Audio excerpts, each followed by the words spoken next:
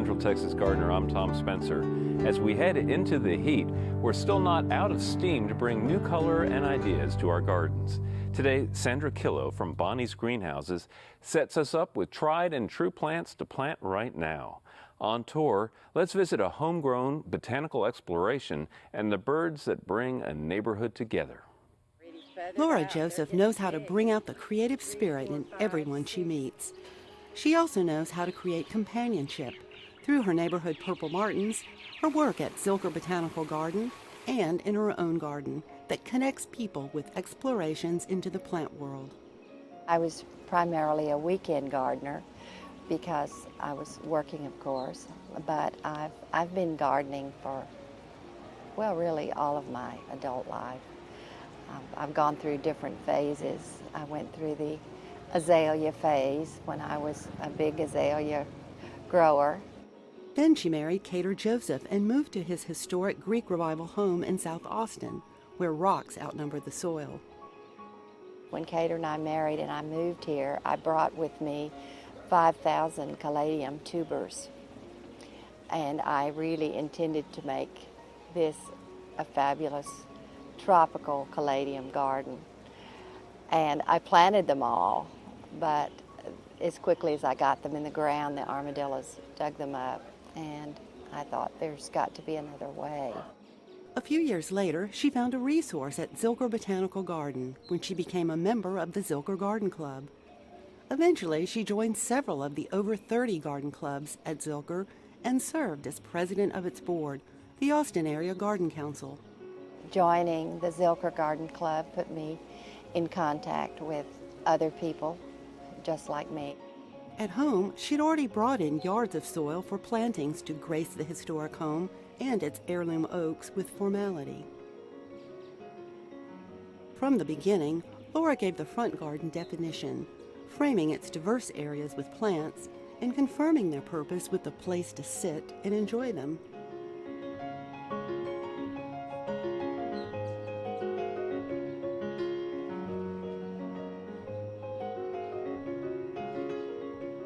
On the driveway stretch alongside the neighbor's house, one of the sunnier spots, Laura chose brilliants to frame new patios.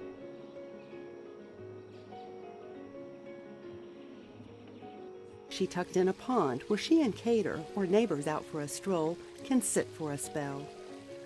In back, a pergola signals departure from the public garden to the family and friends' courtyard.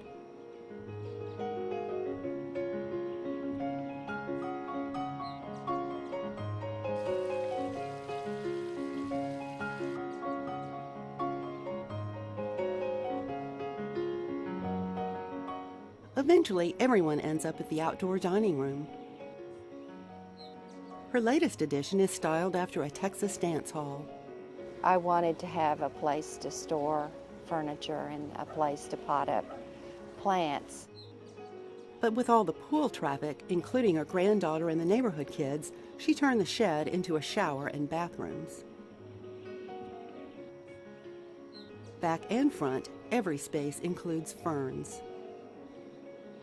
I like a tropical feel, and ferns have sort of been the backbone. I've always been interested in ferns. When I was growing up, everybody had big pots of Boston ferns on their porch, and we didn't. My father played the piano on our porch in his boxer shorts, and I kept wondering why everybody else had ferns and I was too stupid to realize the value of a father who played the piano in his boxer shorts. But I did make a plan when I was a very small child that I would have ferns on the porch, and I have. She also has plants that her childhood neighbors would never have recognized as ferns, though some are in pots. Others flourish in beds. And her collection of epiphytic staghorn ferns includes many mounted on boards.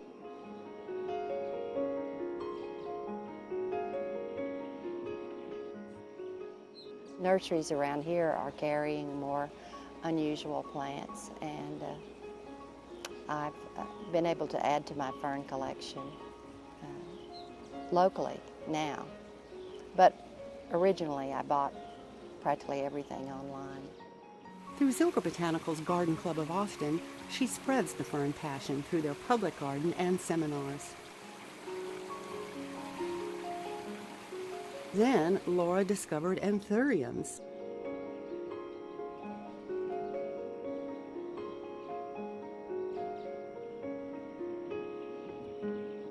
I've always been interested in unusual plants. I really like new and different plants. I'm on the lookout for plants all the time. One of them is a papaya in the driveway garden that grew from seed in just a few months. Laura planted a surprise just beyond it. The Aristolochia, Dutchman's pipe, came to me from my brother who was traveling in Costa Rica, and he gathered a little seed packet and brought it to me. I like growing things, and I like watching the life cycle of all different kinds of plants.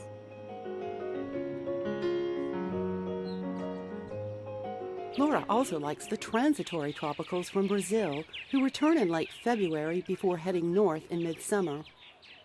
The neighborhood hotspot on the adjoining lot that Josephs own started when Laura realized that her trees discouraged the purple martin she was trying to attract. One day I put one of my martin houses over on the lot because there's a wide open area, and that's what martins like. And within a couple of days, martins had moved in. So now, and that was about 10 years ago, and now we have the largest martin colony in Travis County.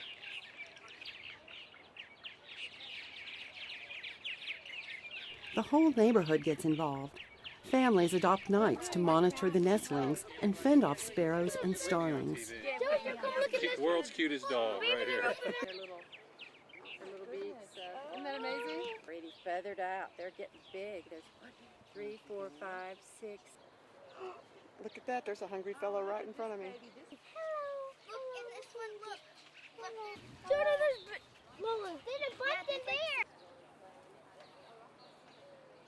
Look at all the tiny babies. It brings a lot of joy to people, and so that makes me feel good.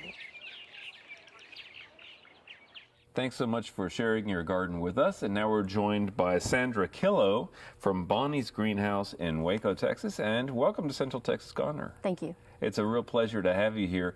Now, I want to start off by talking about Bonnie's Greenhouse, because I understand from folks in the Waco area that this has been a landmark for quite some time. True. It's 29 years old. Bonnie Murphy, a wonderful, sweet lady, started it by digging cannas and iris and daylilies out of her front yard and selling them. Mm-hmm. And then it's evolved into this wonderful 1-acre garden of roses and annuals and perennials and mm-hmm. Texas natives. And I bought it 3 years ago after working for her for 20 years. Okay, so this is, for you, I bet, kind of a dream come true in a way. It is. I've always loved this place. Okay, and any specialties? You know, it started off with irises and daylilies and things like that? And we still do those, but antique roses are one of our big specialties, and the old garden varieties, mm-hmm. Herbs, perennials, antique, I said antique roses, right. The Texas natives, sedums, unusual and unique plants. Okay, and you, like many other folks out there, have discovered that garden centers should look like gardens. Yes, yeah, because most everything we sell is planted there. Mm-hmm. And there's gardens for shade that we've got stuff planted in. Mm-hmm. There's gardens for sun, there's herb gardens, native gardens. Right, so people can come in and get a sense of what they can do with all the wonderful plants that you have to offer. Yes, yes. And you do lots of different kind of specialty container things, and we're going to show those off as we go through the program today. In fact, why don't we go ahead and get started and take a look at some of the things that you've created for us. Now, we have a pot over here filled with bright summer annuals. This is, and to me, this looks like summer already. Yes, we do a lot of the mixed gardens for sun or shade, and this one's for sun, and we can do perennials or annuals. This one's mostly annuals.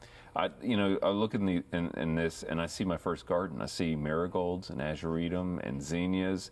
These are the plants that were in my very first garden when I was a child, and this is just terrific. You also have some cosmos and other things in there. Yeah. So this is the kind of thing that you will create for folks? Yes, yes. We do a lot of special orders. Okay, great. Especially for Mother's Day. I could see that would be a beautiful living flower arrangement for Mother's Day. Now, you mentioned antique roses, and you brought a couple of different varieties to show off. The first one is a blush noisette, and this one, I tell you, the fragrance is amazing. It is. It is. It's very fragrant and blooms all summer. Tell me a little bit about the growing conditions for this one. Well, full sun, definitely. They need full sun and be watered for the first several years, get them established and fertilized, and they're pretty happy and easy to grow. Yeah, and when this one, to me, looks like it'd be a perfect container plant. It is a great container plant. Small, but will fill out great. So it doesn't really get a whole lot bigger than this. To me, it looks maybe about 4 feet tall. About 4 foot tall. Yeah. Well, blush noisette is again the name, and love the real pale color, and the fragrance on it intense. The next one is called cadenza, and I understand this one was often mistaken for another. Yes, it used to be called Annie's Red. Annie's Red, okay. And they actually found the true name of it, and it's cadenza. Okay, and obviously the same kind of growing conditions, full sun. This one looks like it gets a little strappier. Yeah, it's more of an arching type rose, real beautiful cupped flowers, dark red. Beautiful form on the flower, and a little bit of a longer stem, something obviously that would make a beautiful cut flower. Yes, definitely a good cut flower. Yeah, and so cadenza is another one of these old-fashioned forms that people should be on the lookout for, and just a terrific thing. And again, these would all be planted out in your nursery up in Waco. They're all in the gardens. Many, many more. Okay. Now, one thing that you do as well is little groupings of things in special kinds of containers that you've created yourselves. Do this weathered kind of barnwood kind of look here, which is really beautiful. And this one, you have all sorts of edible herbs, right? Yes, and we do all kinds of herbs. We do perennials. We do some shade gardens in them, and especially great for people in small gardens in apartments and things like that. Yeah, I mean, you mentioned a shade garden or an herb garden, and for all intents and purposes, that's what we have here, a garden in a box. Garden in a box, yeah. Great patio containers also. And this is one that you could grow out in a sunny spot with all these herbs in it. Full sun, full sun. And just sample as you go through and enjoy them all. Yeah, and all those are edible, and all they have to do is use them and water them and fertilize them. That's it. Okay. Well, it looks terrific, all blended together like that. The basil, the purpley color there with all the other fresh greens. It's just terrific. Now, one thing I've noted in the past few years here in Austin is that there's a lot of interest in succulents. And here's another sample of your beautifully crafted little boxes. And this one has all different sedums in it. Yeah, and it'll go on forever. Most of these are all perennial, and will take our Central Texas weather, so you could leave it outside year-round. Yeah, and for low care, I mean, how often would you water? And I'm thinking with the boxes, the drainage is not. Do you have drainage holes in here? No, but it's old enough that it just kind of seeps through. Right, that's what I was thinking. But you could definitely put some in there. Now, so how often do you water? Maybe about once a week in our hot summer sun. Okay, so for the succulents. For the succulents, now, on the herbs, probably daily. Daily, yeah, right? Daily, yeah, definitely. And speaking of herbs, here's another one of the, I think this looks so cool together. This is a thyme, right? It's thyme. It's orange thyme. I actually grew it from seed. Ooh, okay. And it's yes, very fragrant, and it's evergreen all winter, and you can use it, even leave it outside in the winter, and it's great. Okay. So lots of different ideas for these little box gardens, and I do love the idea of garden in a box, or basket. Yes. As the case may be. And we have here, I'm going to pull this down. I just think that we want to take a closer look at this. Lots of different, and you specialize in, you said, unusual plants, and there's some unusual herbs here. Like, now tell me this one. The Cuban oregano. Okay. Now, to me, it almost looks like a coleus. It does. It's big leaf. It's really pretty in the full sun, and you can just use it as an ornamental. And the same with the Santolinas. The fragrance is wonderful too. The Santolinas over there, the same thing. Yeah. So people can be on the lookout for herbs, and you have a little eucalyptus here and Santalinas. Lots of cool different things that people can use successfully in the hot Texas summers. Because I know up there in Waco you have the same problem we have down here, that summer that goes on for 6 months, you know. Yeah, last year was pretty tough. Yeah. Hopefully this year will be better. Well, we'll keep our fingers crossed on that front. Right next to you, a variety of different ornamentals and lots of cool things there, too. This is just a few things we especially in, like the Rex begonias. We do a lot of the angel wing and the Rex begonias. You know, I love begonias, and I think they're kind of underutilized now. I don't know why people bypass them, because they're actually pretty xeric plants. They're real easy to grow, and the neat thing about them is you can grow them all summer in a shady backyard on a patio, and in the wintertime you can bring them in the house and have a beautiful house plant. Yeah. And some color. Well, and that's the Rex, and you mentioned the angel wings. I love them all. Yeah. I just think they're terrific, and hanging baskets especially. And there's many. We have many varieties. Mm-hmm.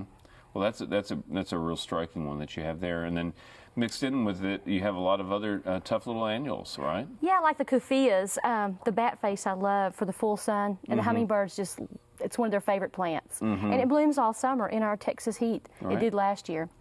Well, it's a striking-looking plant, and I think that's a kid's plant. You know, it's great for telling stories with children. Yeah, and I've got a gardenia in here also. I didn't tell you about that. Oh no! I like plants with history, and that's one that was propagated from my mother-in-law's gardenia. Oh, okay. So the pass-along tradition continues at Bonnie's greenhouse. Yeah, definitely. Okay, so real briefly, tell people where in Waco you're located. We're at 5198 Orchard Lane. Okay. Right off of Loop 340. And it's sort of hard to find the first time, but after that, it's real easy. Okay, so you're keeping the tradition alive in Waco, Texas. It's Bonnie's Greenhouse, and you have a presence on the web as well. Yes, bonniesgreenhouse.com. All right, well, I know that people will enjoy going out, strolling the gardens, maybe running afoul of the guinea hens. I understand you have a flock of those on hand. Flock of guinea hens. Doing their work. Doing their work, yes. Keeping the organic garden. Yes, yes. All right. Well, thank you so much again, Sandra Killough, for coming down from Waco to be our guest on Central Texas Gardener.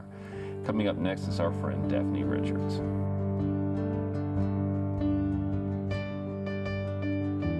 Hi, and welcome to Down to Earth. Our question this week is one that we hear a lot, especially this time of year. And it's about bubblers and sprinkler heads around your young trees. When trees are installed, many times if you have an irrigation system, there will be bubblers or sprinkler heads placed very close to the trunk. And that's great when you're trying to establish your young tree. But then when the tree does get older, the roots do grow out away from the trunk. And so those sprinkler heads and bubblers need to be moved back away from the trunk out to the drip line. So do remember to do that. Or better yet, remove them and hand water your trees. That's a great way to water them. Be careful not to overwater your trees in heavy clay. I know we're trying to establish our trees and get them started, but you still do need to be very careful that you don't give them too much water. You do need to also check newly planted trees to see if they've been planted too deeply. Many of them are, so need to check for that. Pull back the soil and the mulch if it's mounted too closely to the trunk, and check to see that there's no trunk below the soil surface, and clear that out if you can. Water only a couple of times a week on newly planted trees, and only once a week or so if those trees were planted last fall. You do need to water those trees more if it's extremely hot and dry this summer. If the trees are 3 years or more old, then you do need to water them less. Every other week to once a month is all. Or maybe not at all, even once they're older than 3 years old. This goes even more for native and well-adapted trees, and less so for non-natives. Water those trees more. Our plant this week is chocolate flower, Berlandiera lyrata. This is a very nice chocolate-scented plant. The flowers are very fragrant. Those flowers open in the early morning, and that's when they have their strongest fragrance. These plants are great along a border and planted in masses. When you brush by them, when walking by, they have a wonderful fragrance. They do attract butterflies. They're native to the Southwest, and they're very drought-tolerant and low water use plants. But a little bit of extra water once a week or so will encourage growth and flowering. These plants love the full sun. They also like light shade. They're a small creeping plant that grows in clumps and fills in as a ground cover wood. They grow very quickly to about 12 to 18 inches tall by about 2 feet wide. The flowers only last a day or so and it drops the petals in the heat, but it does form a lot of seed heads that will reseed the plant, but it's not invasive, which is great. This plant is easily started from seed in the early spring after the last frost. It's easy to find seeds of this plant. It has beautiful greenish-gray fiddle-shaped foliage, and it looks great with purple flowering plants. It's usually evergreen, but it can get lanky and look unkempt when it gets older, so shear it periodically to reinvigorate from the new growth. Mine's in a container and it looks great. Tolerates all kinds of soil types. To do in your garden this month, remember to be careful when using pesticides. Those also kill beneficials, so use them as a last resort. We'd love to hear from you. Visit klru.org/CTG to send us your question or plant of the week from your garden. Thanks, Daphne. Now let's check in with John Dromgoole for Backyard Basics. Hello, gardening friends. Welcome to Backyard Basics. Well, at certain parts of the year, especially in the summertime, but it occurs really throughout the warm months, we run into this guy right here. This big old mosquito biting us on the arm, hassling us while we're outside, and we can prevent that. I think that one of the more important ways of doing this is to use some of the natural mosquito repellents that are out there. There's really an assortment here. Many of them, or most of them really, are made out of herb oils of some kind. Eucalyptus, clove, peppermint, citronella is one of the more popular ones. And so this is what you'll find in stores that sell natural products. And you'll find them in the places where you get camping gear too. So this would be my first choice. If I'm going outside for a while, I would go ahead and put some of that on me. A lot of people like to make their own, and there are many oils, high quality oils, that you might select at some of these same places, especially health food stores and herb shops and groceries that sell natural products. You'll find the oils themselves, and you can make your own little spray. What you're going to use is an alcohol, a 190 proof grain alcohol. You got to get that at a liquor store, but that's the basic one that's being used. And then it's mixed with any of these oils, or sometimes the combination of them, and you can make a nice little spray at home. But on the market, you'll find many things to keep them out of the yard or to manage them where they're breeding. And where they're breeding in tires and water ponds, these different places out in the yard, you might use something like this. This stops them in the water. And this is a bacteria. And this bacteria, when added to ponds and all of these places where they're breeding, little places in the back where water accumulates, it doesn't make any difference where they're breeding. This would be very good to sprinkle in there. And it breaks them up at that larval stage. So that's a critical point to get rid of them. Sometimes they're all over the backyard and you want to use the yard this weekend for a barbecue or whatever you might be doing, swimming out there. And so a good way to repel them is with a garlic spray. Garlic is very effective, and I mean very effective, when you spray it over the yard. And you can easily use something like this on several thousand feet. And it works for several weeks also. So garlic is a very good one. Here's one that comes partly from South America, and it's got an herb that's used down there quite a bit, and it's called andiroba. And andiroba mixed with citronella and a little bit of rosemary and some thyme make a great repellent. You put these out around the area and you light them, and they will repel the mosquitoes very, very well. This is a trap, a pheromone trap. This is also very effective. It has some holes on the side. You'll mix up the pheromone, add it into this, and over time, and not too long really, the mosquitoes start coming in there in large numbers. You just leave them there and you collect a whole bunch of them, and then you can get another pheromone pack and start over. But it lasts a very long time out in the yard. And here's another one right here that you'll find, and this is a granular to spread around the yard. It covers 3,000, 4,000 square feet, a nice area.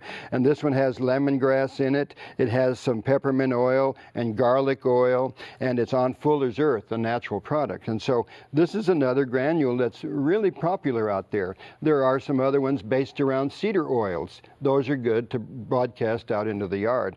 And there's some traditional plants that sometimes people grow them at home and make their own mosquito repellents. This is one of the scented geraniums right here. This is a very effective one, commonly used in many places. Sometimes you'll find the oils out there too.